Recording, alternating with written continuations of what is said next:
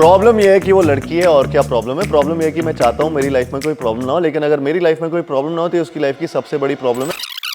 बात बोलूं, जितना मर्जी ट्राई कर ले, दोस्ती और लड़की में ना लड़की ही जीतती है।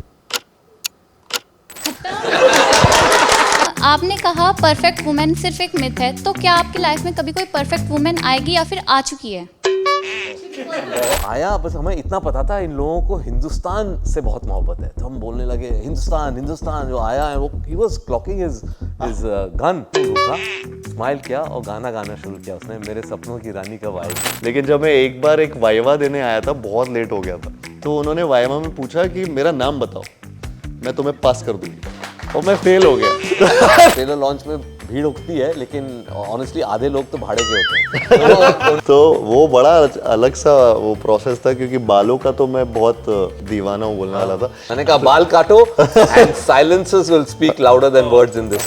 स्विमिंग साल भर सीख रहा था, मेरे को कुछ भी इनमें से स्क्रैच से ही सब कर रहा था। पोर्टफोलियो था नहीं मेरे पास, तो जो दोस्तों ने खींची है या दोस्तों के साथ है, तो किसी का हाथ यहाँ पे वो क्रॉप करके तो वैसे वाली फोटोज भेजी थी उनको, लेकिन मजा बहुत आया।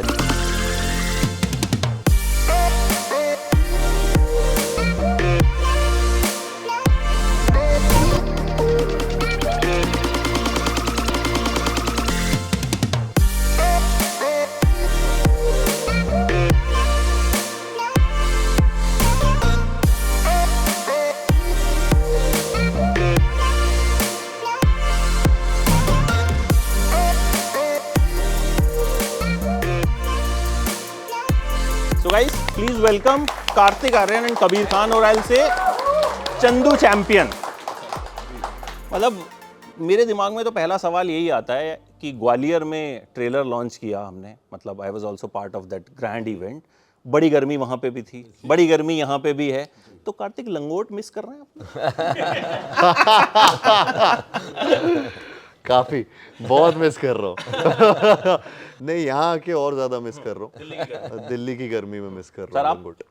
नहीं, मैं बहुत देख लिया लंगोट। Okay, so we have actors, we have students. Hello hello, So hi. they are ready with their questions. तो सबसे पहले तो लेकिन 1.5 साल आपने इस फिल्म को दिए, मतलब मुझे लगता है शायद आपने और भी ज़्यादा दिए होंगे। सो सबसे पहला क्वेश्चन तो यही कि इतना फोकस जो है, कुछ 1.5 साल, मतलब आज की डेट में जहाँ टाइम स्पैन हमारा 30 सेकेंड्स है, हम रील देखते हैं और मतलब अच्छी नहीं लगती तो हम स्क्रॉल कर देते हैं, ठीक है। मतलब ऐसे वक्त में जब हम ऐसे कंटेंट की तरफ मूव कर रहे हैं जहाँ पे हम ऐसे ऐसे 1.5 साल फोकस किया कैसे और आपने करवाया कैसे, दोनों से ये आंसर मैं चाहूँगा। आई थिंक 1.5 साल तो सिर्फ प्रेप है। Yes, yes, yes. 2-2.5 साल से तो शायद से प्लानिंग चल रही थी, और फिर उसके पहले सर ने ऑफ कोर्स और भी प्लानिंग जब हुई होगी, लेकिन हाँ, ऑलमोस्ट 2 इयर्स तक कुछ भी नहीं किया था। ये शुरुआत में जब पहली बार कहानी सुनी थी, तभी ये पहली 2-3 चीज़ें थी जिसमें एक आई थिंक कि इसमें फिज़िक बहुत इम्पोर्टेंट रोल प्ले करेगी, वो बनाना बहुत ज़रूरी था। उसके अलावा टाइम जो इसमें लगने वाला था, not just to build a body but also to learn the skill sets, मेरे लिए वो बहुत ज़रूरी था कि वो क्योंकि सर बहुत डिटेलिंग में ये चीज़ें करते हैं, तो मेरे साथ जो प्लेयर्स होने वाले थे या ओपोनेंट्स होने वाले थे, वो सारे या तो ओलंपियंस थे या तो नेशनल लेवल प्लेयर्स थे, तो हर चीज़ में वो बेस्ट लोगों के अगेंस्ट मुझे खड़ा करने वाले थे। और तो वो चीज़ में थोड़ा सा वक्त लगना ही था। मतलब बॉक्सिंग सीखा मैं, ऑलमोस्ट 1.5 साल बॉक्सिंग ही सीख रहा था। स्विमिंग साल भर सीख रहा था, मेरे को कुछ भी इनमें से स्क्रैच से ही सब कर रहा था।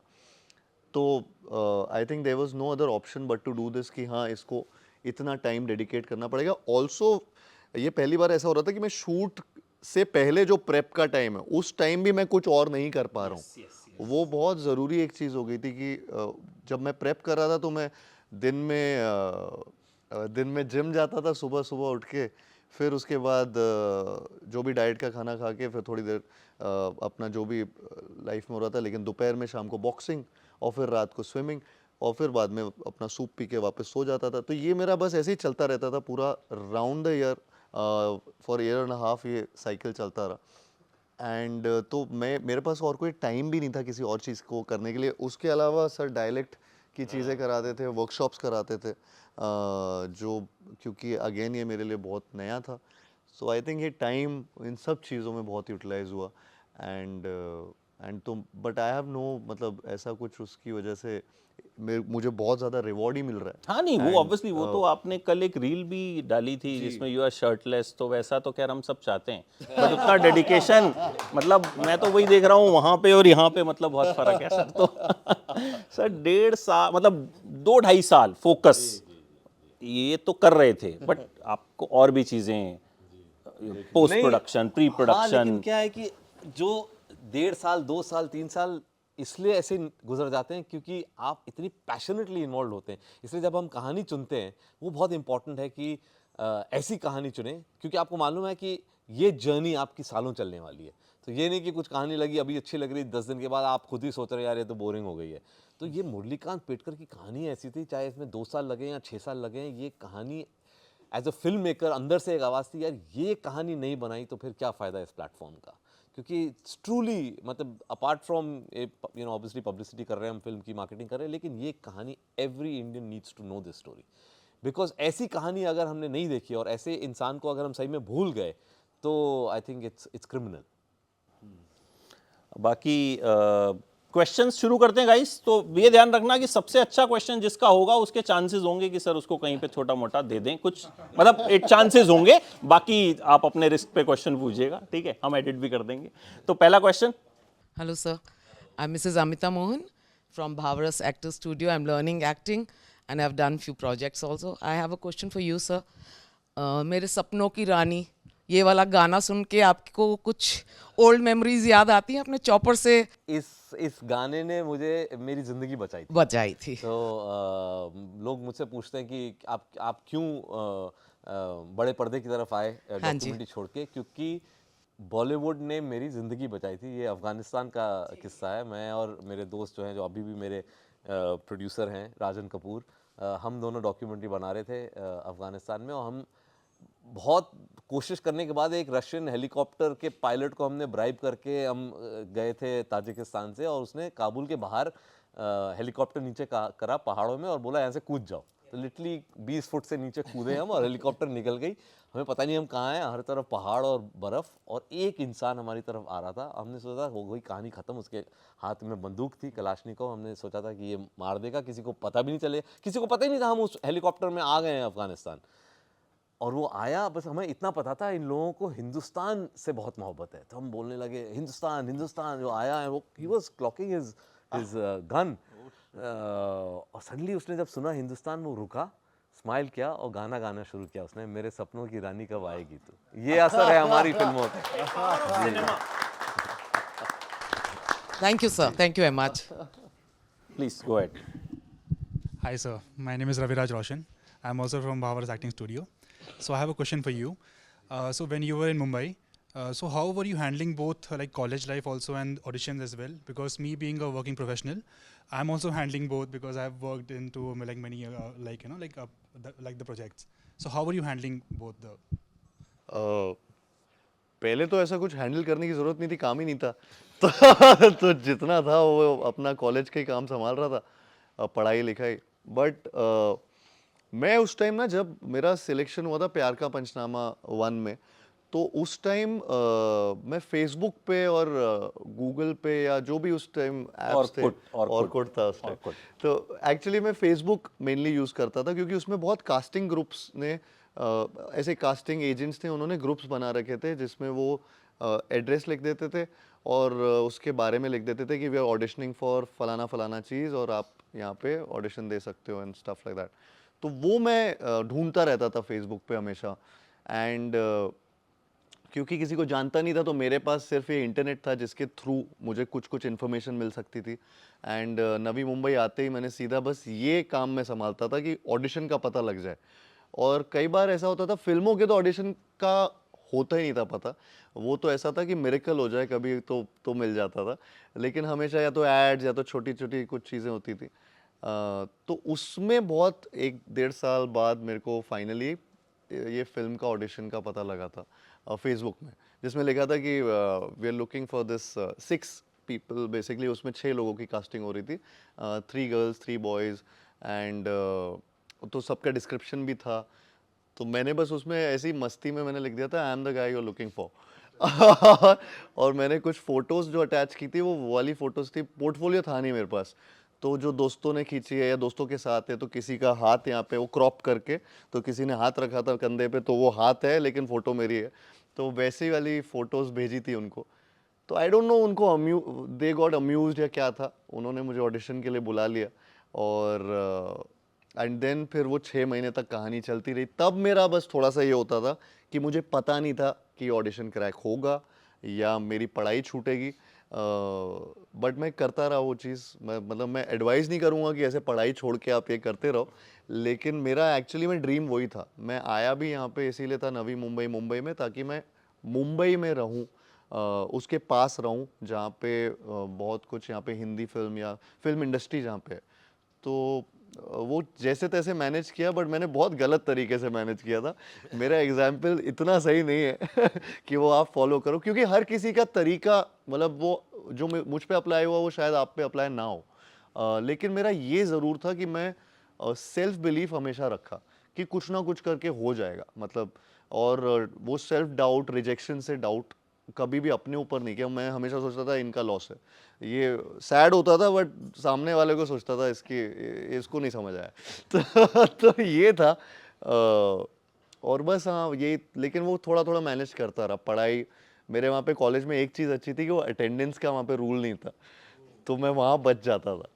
तो मेरे कॉलेज में मुझे एक्चुअली में टीचर भी वो उस टाइम मुझे कुछ तो ऐसे ही बुलाती थी, हीरो बुलाती थी कि, और उनको पता था कि मैं ऑडिशन देने जाता था, तो हीरो कहाँ है, मतलब ये मैं एकदम आउट ऑफ टॉपिक बोल रहा हूँ, लेकिन जब मैं एक बार एक वाइवा देने आया था, बहुत लेट हो गया था, तो वाइवा जब दे रहा था तो उन्होंने मैं लेट हो गया था, मतलब अगर सुबह 11 बजे का वाइवा एग्जाम है तो 2 बजे वो स्टाफ रूम में थी, और मैम प्लीज़ मेरे को पास कर दो। मेरे मम्मी पापा को पता चल जाएगा कि मैं एग्ज़ाम देने नहीं आया। तो उन्होंने वाइवा में पूछा कि मेरा नाम बताओ, मैं तुम्हें पास कर दूंगी। और मैं फेल हो गया। तो ये सब बड़े अजीब से एग्जाम्पल हैं। But it worked for you. Huh? But it worked for me somehow. वो प्यार का पंचनामा का ऑडिशन क्रैक नहीं होता तो शायद वर्क नहीं करता, मुझे नहीं पता, लेकिन शायद कई बार आपको राइट प्लेस पे राइट टाइम पे या डेस्टिनी में लिखा भी होता है, all you can do is work hard towards your dream, and सब कुछ मैनेज हो जाता है इवेंचुअली। हम सब मेहनत कर रहे हैं पूरा दिन रात, कुछ ना कुछ, कोई डबल शिफ्ट कर रहा है, कोई नाइट शिफ्ट कर रहा है, कोई दिन में, लेकिन अगर आप हार्डवर्क छोड़ दोगे तो शायद वो मैनेज कुछ भी नहीं होगा। तो वही सबसे एक ज़रूरी चीज़ है। तो हार्ड वर्क करते रहना भाई। Thank you, sir. Thank you. लेकिन कॉन्फिडेंस तो बहुत था आप में, मतलब Over I am the guy you are looking for, सीधे मतलब, तो वो तो है। अच्छा कार्तिक, आप दोनों से ये सवाल रहेगा, ग्वालियर में launch the trailer in a stadium, बहुत ग्रैंड तरीके से, मतलब जिस शहर से कार्तिक हैं वो पूरा शहर वहाँ पे आया टू सी देयर हीरो, आपके पापा भी थे वहाँ। तो वो आइडिया किसका था कि ग्वालियर जाके हम लॉन्च करेंगे, कहाँ से वो स्टार्ट हुआ थॉट? वो ऑनेस्टली हम लोग एक्चुअली मार्केटिंग मीटिंग्स करते रहते हैं, तो हम लोग सोच रहे थे कि कहाँ करें ट्रेलर लॉन्च, क्योंकि हम बहुत खुश थे ट्रेलर से, फिल्म से भी बहुत खुश हैं। तो हमने बोला यार इसको थोड़ा सा एक, फिर वो नॉर्मल आइडिया जो आते हैं, कुछ बड़ी जगह कर लेते हैं, कोई आइकॉनिक जगह कर लेते हैं, और ऐसी एक बातचीत में कार्तिक ने अचानक बोला ग्वालियर, वो इंस्टेंटली कनेक्ट हुआ, क्योंकि वो गलती से ऐसे ही निकला। But honestly as a story teller ना, मेरे को अचानक इनको एकदम कि click कर अरे, गया वो। ये यही तो कहानी है, that a boy from Gwalior comes to make it big in the film industry, और फिर अपनी एक बड़ी फिल्म वापस से जाके वहाँ अपने लोगों के साथ शेयर करके वहाँ trailer, we love the idea instantly, and we said कि भाई ग्वालियर में करेंगे, चाहे 45 डिग्रीज हो या 50 डिग्रीज हो। आपने झेला है, मैंने तो 47 झेला। डिग्रीज, लेकिन मज़ा बहुत आया। जो हम लोग देखिए जब बॉम्बे में करते हैं ना, तो ट्रेलर लॉन्च में भीड़ उठती है, लेकिन ऑनेस्टली आधे लोग तो भाड़े के होते हैं, तो उनको टी शर्ट देते हैं, वो चिल्लाते रहते हैं। लेकिन ग्वालियर में स्टेडियम में हजारों लड़के आके वहां से चिल्ला रहे हैं कार्तिक भैया, कार्तिक भैया, उसका मजा ही अलग था।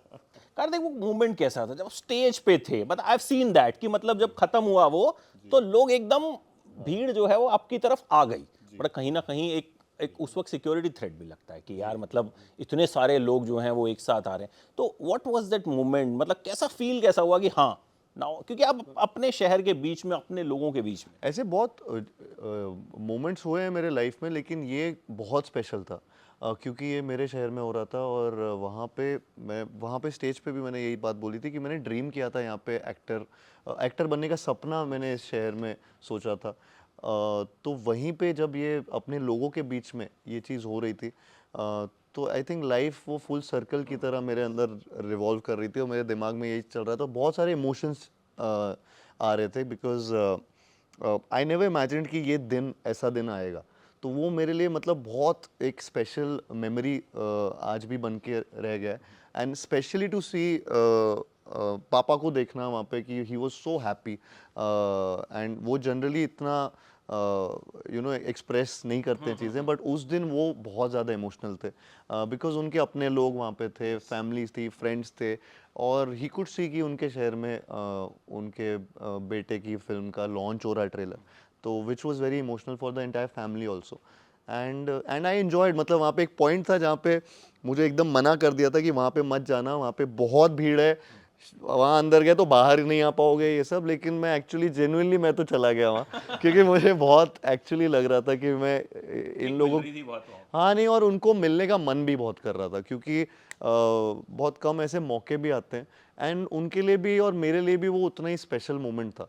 तो आई रिमेम्बर हम लोग कार से भी जब निकल रहे थे, वो बहुत अलग ही माहौल था, but it was all worth it, all worth मतलब कार्तिक के पापा से हम लोगों ने भी वहाँ बड़ी देर बात की, तो बहुत बिल्कुल जैसे मतलब कोई बच्चा फर्स्ट आ जाता है या मतलब लगा वैसे ही लीजिए था। कि मतलब बिल्कुल ऐसा था कि जैसे अब मान लो ध्वनि है, ध्वनि अगर मान लो 90% मार्क्स ले आई, उम्मीद 70 की थी, तो पापा जैसे खुश होंगे ना, तो वो लग नहीं रहा था कार्तिक आर्यन के पापा हैं, he is already A star, but वो इतने खुश थे कि मतलब आज जो है उनको लग रहा था कि आज ही बेटा स्टार बना। हाँ, वो पूरी तरह से वही लगा उनको।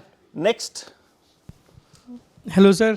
सर मेरा सवाल नहीं है, बस मैंने आपकी एक फेमस स्पीच है बहुत अच्छी, प्यार का अबे। पंचनामा की, सर वो सुना दो सर, मैं बहुत बड़ा मतलब उसका फैन हूँ। तुम सुना दो ना, सर तुमने तो सुनी आप होगी सुना यार। दीजिए एक सर। काम कर, तू फैन है ना, शुरू कर।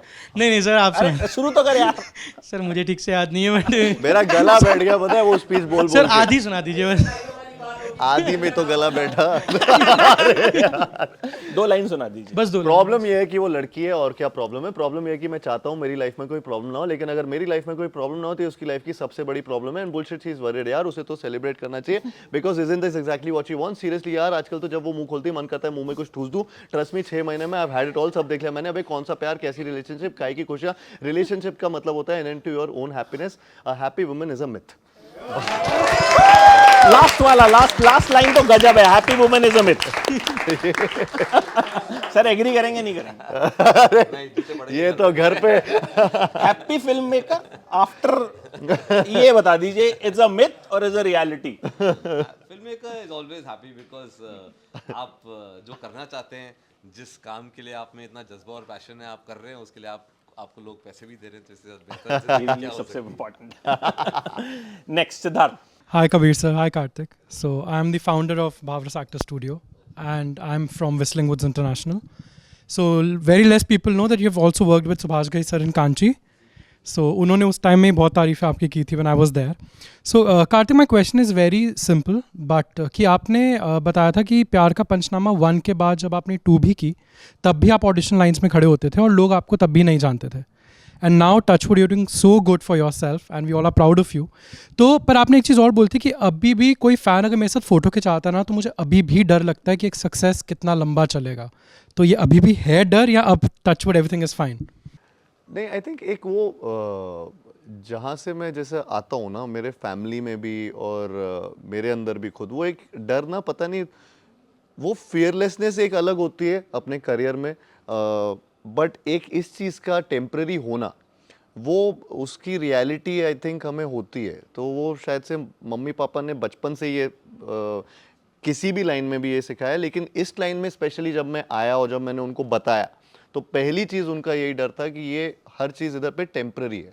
तो वो मेरे लिए भी दिमाग में बस वो पत्थर की लकीर की तरह वो है कि ये इससे ज़्यादा उड़ना मत और इससे ज़्यादा नाराज़ भी मत होना, कि तो बिकॉज वो सक्सेस फेलियर्स आते रहेंगे एंड आई थिंक शायद कभी ऐसा, आई होप कभी ऐसा टाइम ना आए, लेकिन जितना मैं इसको और बढ़ा सकता हूँ, जितना प्यार जो मेरे को फैंस से मिलता है वो और भी ज़्यादा बढ़ाता रहूँ, बस यही मेरी उम्मीद रहती है। बट हाँ, वो एक थोड़ा सा रहता है कि आज ये हो रहा है, कल शायद नहीं होगा, लेकिन अभी मैं एंजॉय कर रहा हूँ, अभी I am in the moment and मैं उसमें बस ये नहीं सोचना चाहता कि ये चला गया तो। But we all pray to God कि हमेशा रहे आपके अरे, साथ. thank you And so much. congratulations for the champion. Thank you, thank you. Sir, my name is Laksh Sharma. I am a writer and a director, and I've been working since 2017. I have a question for you, sir. So basically, I just want to know, I just want your suggestion on it. Like, what do you see to approach or to develop a story or a concept, according to you? So चंदू, Yes, like your approach. Pure gut instinct. ये लोग ना, हम लोग कभी कभी ज़्यादा ये फिल्म मेकिंग प्रोसेस को इंटेलेक्चुअलाइज कर देते हैं और बोलने में कि ये कुछ नहीं, गट इंस्टिंक्ट होता है। अल्टीमेटली हर चीज़ जो डिसीजन एक डायरेक्टर लेता है, इट्स गट इंस्टिंक्ट। मुझे अच्छी लग रही है, मेरे रोंगटे खड़े हो रहे हैं, क्या मैं इस कहानी को नहीं भूल पा रहा हूँ, ये इट्स ऑलवेज दैट। और फिर उसके बाद आप उसको एक बारी आपको लगा कि देखिए, हम हर चीज़ को ना एज अ ऑडियंस ही अप्रोच करते हैं। फिल्म मेकर भी ऑडियंस ही होता है, हम भी वही फिल्म बनाते हैं जो हम देखना चाहते हैं, क्योंकि हम किसी और के लिए नहीं बना सकते, हम किसी और को जानते नहीं हैं, आप सिर्फ अपने आप को जानते हैं, तो आप अपने लिए बनाइए film. And so everything has to be, आपका जो एक्सपीरियंस होता है, आपके जो एस्थेटिक्स हैं, सेंसिबिलिटी है, उसको ये अच्छी लग रही है या नहीं लग रही। So it's always gut instinct and those are always the best decisions. चलिए नेक्स्ट, चंदू चैंपियन पे जो अच्छा सवाल करेगा उसके लिए गिफ्ट है हमारे पास, तो बाद में बताऊंगा। Hello sir, my name is Ananya Garg, I am from Bhavras actor studio. बाकियों को भी पूछने दे दो कार्तिक यार, सर, भावरस वालों आई ने वांट टू एकदम हैव take over वन कर लिया। क्वेश्चन। हाँ, have you meet with Murlikant Petkar before Chandu Champion? not before but during the release, during the shooting process। तो शूट के टाइम पे मिला था मैं उनको, और एंड वो उसका एक स्पेशली सर ने भी ये चीज़ आई थिंक शुरुआत से मेंशन कर रखी थी, because he had spent a lot of time with Murli ji, तो ही डिडंट वांट कि मैं कुछ इम्बाइब करूं कि कैसे चलना है, कैसे दिखना है। और ऑल्सो मोर इम्पोर्टेंटली ना, जो हम दिखा रहे हैं, देखिए मुरलीकांत पेटकर जी ऐसे हीरो हैं जिनके बारे में हम कुछ नहीं जानते हैं। तो आप गूगल भी करेंगे तो तस्वीरें नहीं हैं, और जिस दौर की कहानी है उसका तो कोई भी इमेज नहीं है।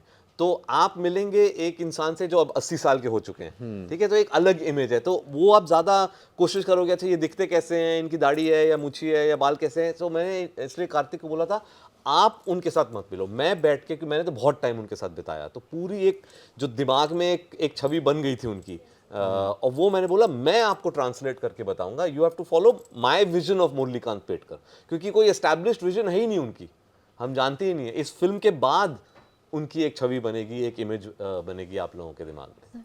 Thank you sir. अच्छा, उन्होंने फिल्म देखी है सर? नहीं, आज पहली बार आज देखने वाला, आज देखने आज वाले हैं। देखने वाले। आज उनका रिएक्शन जो है वो आपको पता चलेगा।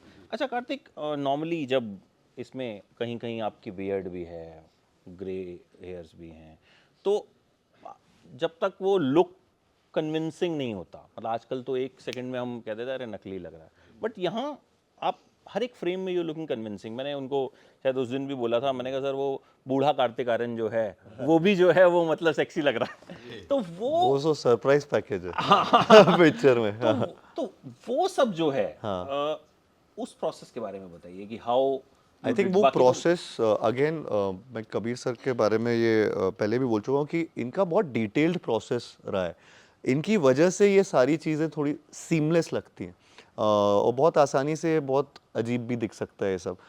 तो मैंने कभी इतना प्रोस्थेटिक्स या ये चीज़ें ऐसे यूज़ नहीं किया था, या हम लोगों ने, मैंने कभी इतना टाइम भी किसी फिल्म को नहीं दिया था। आई थिंक वो टाइम बहुत वैल्यूएबल था इस पूरे प्रोसेस के लिए भी, कि जिसमें हमने 6-6 घंटा आई थिंक प्रोस्थेटिक के, या पूरा दिन दिया है। पहले तो जब मेरा एक मोल्ड बनाया गया था जिसमें मेरे फेस का पूरा स्ट्रक्चर लिया गया था, उसको फिर वो हमारी जो प्रोस्थेटिक टीम थी प्रीतिशील की, उन्होंने उसका पूरा मोल्ड से वो मेरा एक फेस स्ट्रक्चर बनाया है, हर तरीके का, वो बुढ़ापे में कैसा दिखेगा, क्या करेगा। तो आई थिंक बहुत सारे, सर ने भी आई थिंक बहुत सारे फ़ोटोज़ और बहुत सारी चीज़ों पे रिसर्च किया, और कि ये लुक करेक्ट बैठेगा।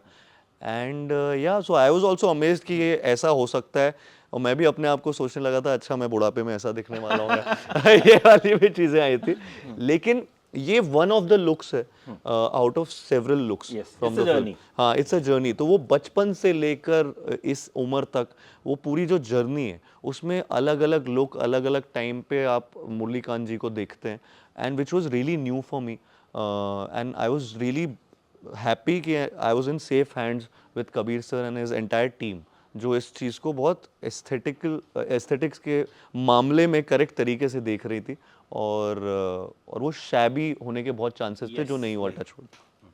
तो सर वो आपके लिए सबसे टफ कौन सा रहा? बिकॉज जो कार्तिक ने कहा कि शैबी होने के चांसेस, वो बड़ी थिन लाइन होती है कि मतलब या तो अच्छा लग रहा है, नहीं लग रहा तो वो बड़ा खराब तो लग रहा है। देखिए मेरा एक्चुअली अप्रोच ना अच्छा बुरा नहीं होता है, मेरा अप्रोच होता है करेक्ट है या इनकरेक्ट है।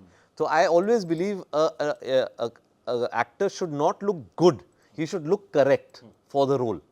तो वो एक नज़रिया आपने अगर ले लिया कि हमें इस किस्म का एक कैरेक्टर चाहिए, यू नो बुढ़ापे में इनकी ऐसी एक पर्सनालिटी है, how can we convey that personality in just in image, तो उसका एक हम 5, 6, 7, 8 ऑप्शंस देखते हैं और लगता है कि यार ये लुक में ना इनकी पर्सनालिटी उभर के आ रही है, तो वो एस्टैब्लिश कर लिया। बचपन की एक लुक हुई, जवानी की एक लुक हुई, तो वो ये कि ये जो कैरेक्टर का जो एक सोल होता है ना वो किस लुक में दिख रहा है, and that's how we decided.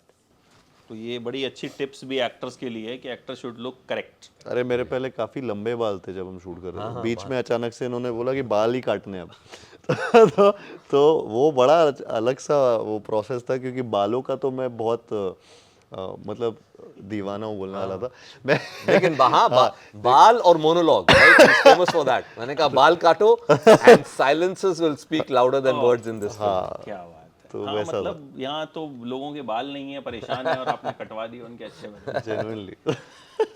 Hello sir, hello, I am Anushka Pawar from T series GKFTI। आप जानते होगे टी सीरीज को? तो मैं हाँ, हाँ, सुना टी सीरीज वालों ने भी गाड़ी दी थी अभी, पिछली फिल्म बहुत चली टी सीरीज वालों की। पिछले आपने जन्म कहा का। परफेक्ट वुमेन सिर्फ एक मिथ है, तो क्या आपकी लाइफ में कभी कोई परफेक्ट वुमेन आएगी या फिर आ चुकी है?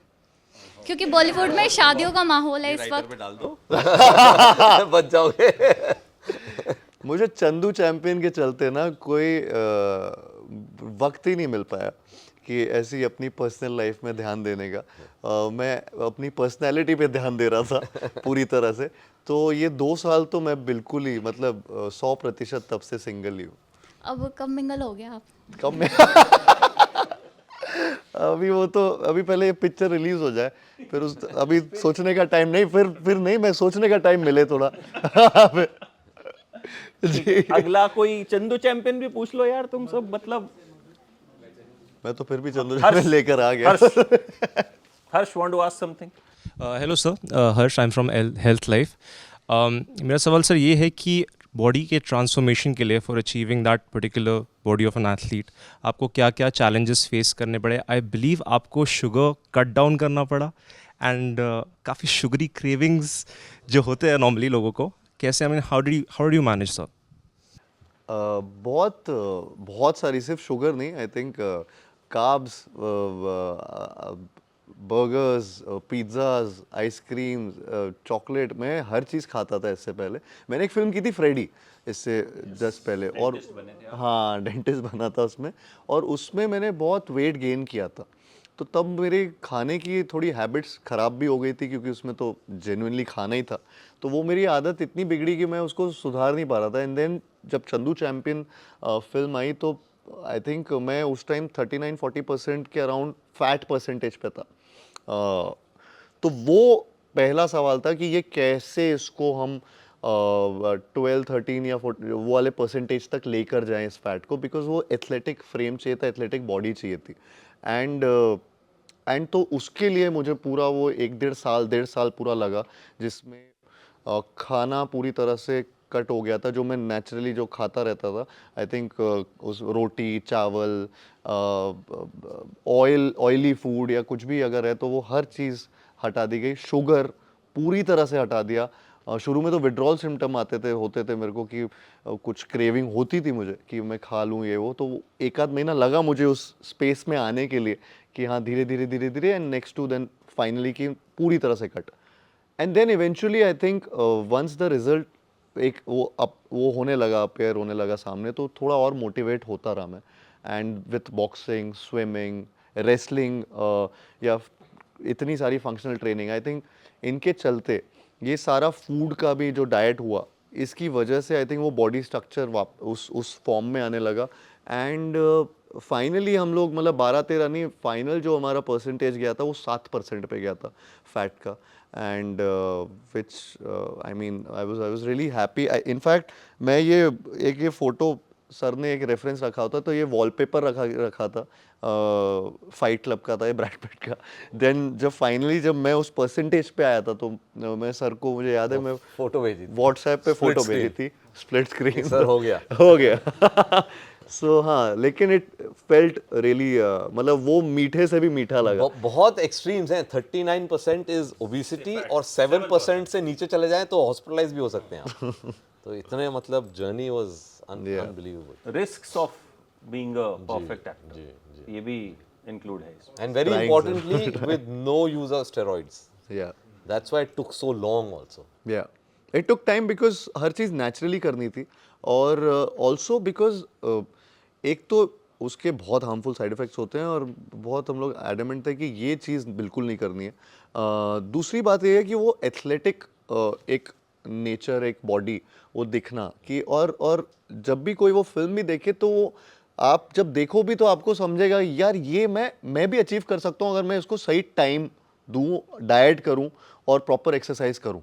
सो आई थिंक वो एक बहुत अच्छा आई थिंक एग्जाम्पल भी हम लोग करना चाह रहे थे सेट की, ये चीज़ ऐसा ना लगे कि ये अननेचुरल लग रहा है कुछ. तो which was the important thing, and I am happy that we achieved it in some way. एक लास्ट 2 क्विक क्वेश्चंस. आयुष पूछ लो. Hello sir, my name is Ayush. Sir मतलब आप इनके विजन के ऊपर आपने मूवी पे करी, आप उनसे मिले भी नहीं थे, तो आपके लिए कितना डिफिकल्ट था? नहीं, आई थिंक मेरे लिए डिफ़िकल्ट नहीं था बिल्कुल भी, क्योंकि सर जब से फ्रॉम डे वन, जिस दिन हम पहली बार नरेशन के लिए भी मिले थे, इनका इतना हर चीज़ का इतना पीछे लॉजिक होता है, डिटेल होता है, कि वो एक्चुअली में मुझे लगने लगा कि जो भी ये बोले मैं बस उसको फॉलो करता रहूँ. तो ये मुझे genuinely even from the acting perspective to the body building perspective, वो एक मोटिवेशनल या इंस्पिरेशनल फिगर की तरह पूरी फिल्म में ये चलते रहे वहाँ पे. और इनकी वजह से मैं उतना, एक टीचर होता है ना कि वो हर तरीके से आपके पीछे पड़े रहे, ये वैसे टीचर थे मेरे लिए कि ये खाना वो न्यूट्रिशन वाला खा रहा है कि नहीं, ये सही टाइम पे. मेरा स्लीप पैटर्न पूरा चेंज हो चुका था कि मैं 8 घंटा early to rise, early to bed, वो फॉलो कर रहा था. हर चीज़ की डिटेल रिपोर्ट इन तक जा रही थी. तो I think he was keeping a check on me, which I really enjoyed that process, क्योंकि उससे दिखता है कि कितने पैशनेट मेकर हैं ये, कि अपने कैरेक्टर के लिए ये इस लेवल तक डिटेलिंग कर रहे हैं. तो मुझे कुछ ऐसा वो नहीं हुआ कि मैं पहली बार काम कर रहा था. इनफैक्ट मुझे एक्चुअली लगा मैं बहुत बार पहले काम कर चुका हूँ सर के साथ, और so this is one of the many films that we might have done. Question answer खत्म करते हैं. ध्वनि को कुछ कहना है बस, दैट्स इट. एक क्वेश्चन नहीं है उसका, आई थिंक वो कुछ आपसे कहना चाहती है, बहुत देर से वेट कर रही है. हेलो, मैं आपके साथ एक सीन रिक्रिएट करना चाहती हूँ. बहुत फनी सीन है. जो सोनू की टिट्टू की स्वीटी का है, जिसमें आप नुसरत को कहते हैं कि तू जितने मर्जी घोड़े खोल ले, तेरी डोली नहीं उठने दूंगा मैं. तो मैं अब आपके साथ रिक्रिएट करना चाहती हूँ. अच्छा, आ जाओ आप. माइक मैं ले लेती हूँ ना, मेरे पास तो है आपके पास.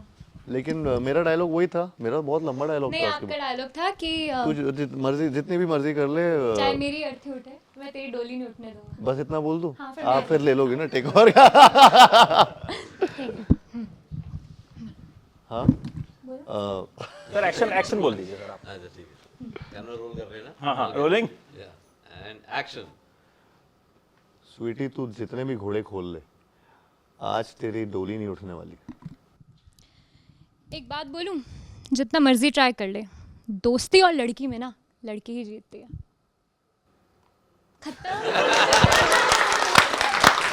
सर वैसे दोस्ती और लड़की में कौन जीतती है? मैं अपना डायलॉग याद कर रहा था फिल्म से, क्या बोला. सर कबीर खान की ये फिल्म बात में है दोस्ती तो और फिर लड़की तो में तू कौन देख जीते? ले। हाँ फिर बात मेरी फिल्म में लड़की के साथ दोस्ती। लड़की के साथ दोस्ती, क्या बात। Thank you so much, thank you so good. Thanks a lot sir, thanks a lot Thank you so much. I Thank you hope so much. ये एक गेम चेंजर फिल्म हो जो कि हर fingers आर्टिस्ट के करियर में कुछ फिल्में ऐसी आती हैं जो कि कहीं ना कहीं परसेप्शन और उसको लेकर जो चीज़ें हैं वो चेंज कर देती हैं। जितना वक्त आपने दिया और जो आपकी फिल्म है तो जाहिर है भरोसा बहुत ज़्यादा है, तो कार्तिक की मेहनत पर तो है ही। तो thank you so much and you all the so very much. Best, Thank looking you very forward much. And thank you so much guys for thank joining. You so much, thank you.